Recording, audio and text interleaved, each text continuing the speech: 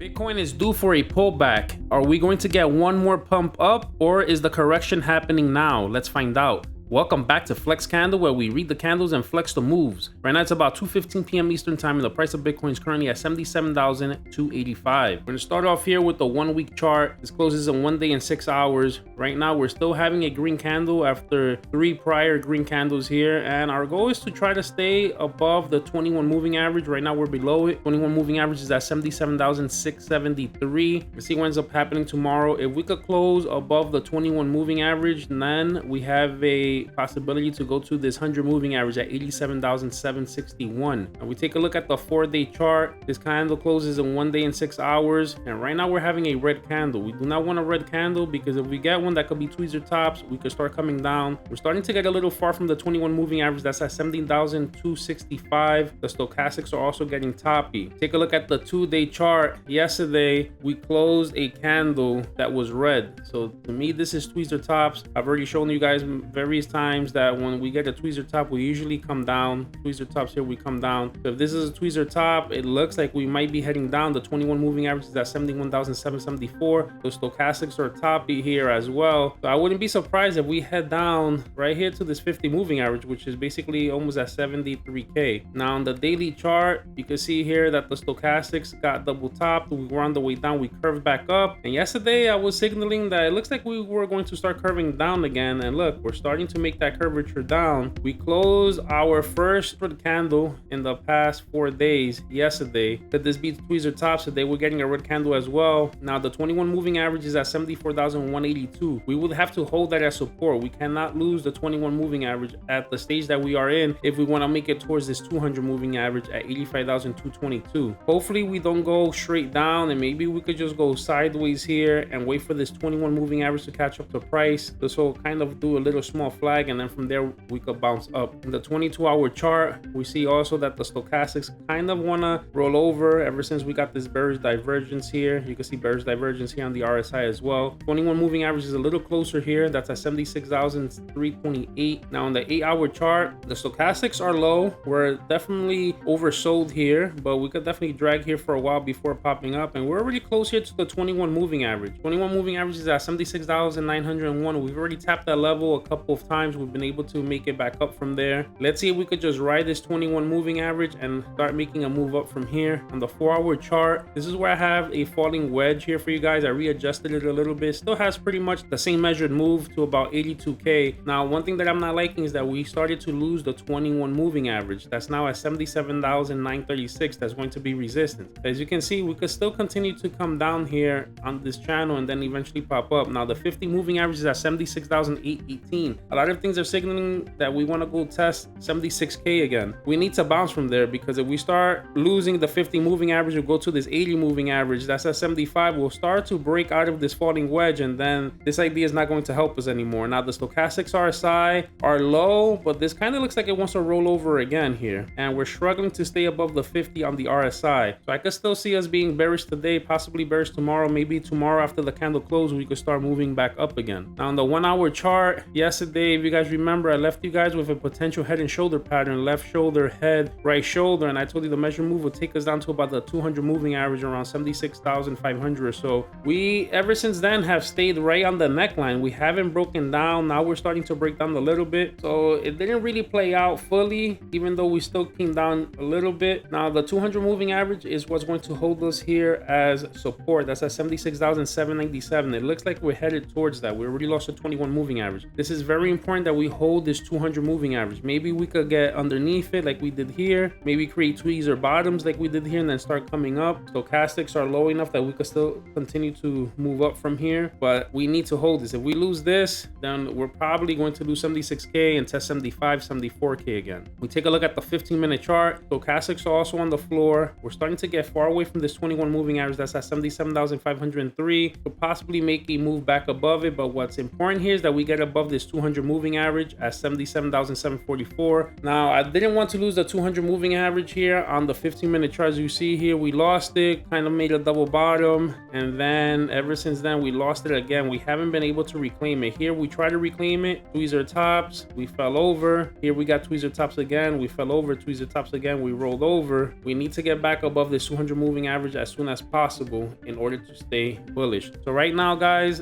Bitcoin to me is still, I would say, neutral to bullish for me. As long as we could hold above 76k, I still see us going to try to touch 80k and possibly higher. If we start losing 76k, we need to hold the 74k level. That's major support. If we lose that, then that turns into major resistance. All right, guys, so that's the breakdown. If this gave you clarity or a setup to watch, do me a favor, like, drop a comment, subscribe, and if you have a stock or crypto you want me to go over, drop it in the comment section. This is Flex Candle, where we read the candles and flex the moves. Catch you on the next chart.